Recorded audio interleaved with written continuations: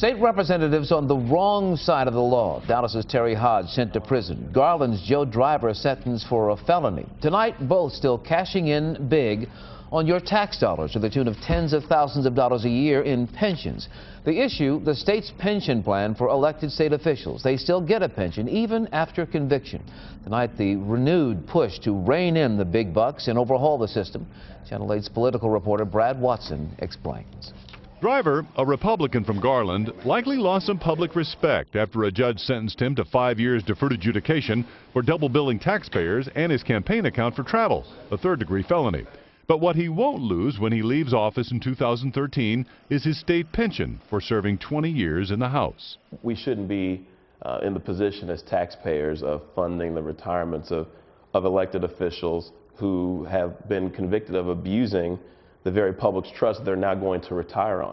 Dallas Democratic State Rep Eric Johnson almost got a bill through the last legislative session that would cancel pensions for state officials convicted of felonies related to their duties, like bribery, embezzlement, or perjury. The Driver case underscores it's not a partisan issue.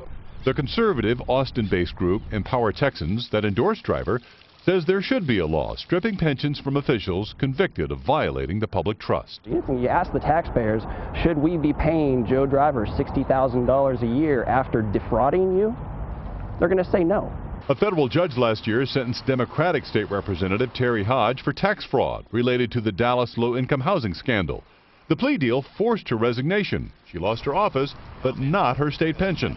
Voters replaced her with Johnson, who says he'll refile his bill next session. I think there's a strong and clear link between forfeiting a public pension and committing a crime that involves public corruption. We should add that Hodge even went to prison and still kept her pension. Although Johnson's bill enjoyed bipartisan support, it mysteriously died in a conference committee late in the session. Johnson hopes that voter anger and disgust over this latest case gets the bill the support it needs next time to get it through. Live in the newsroom, Brad Watson, Channel 8 News.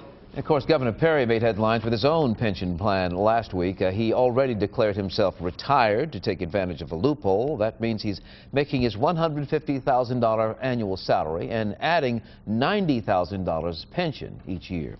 Should public officials be able to keep their pensions even if they get into trouble? Join the discussion online. Just go to our Facebook or Twitter pages. Search for WFAA Channel 8.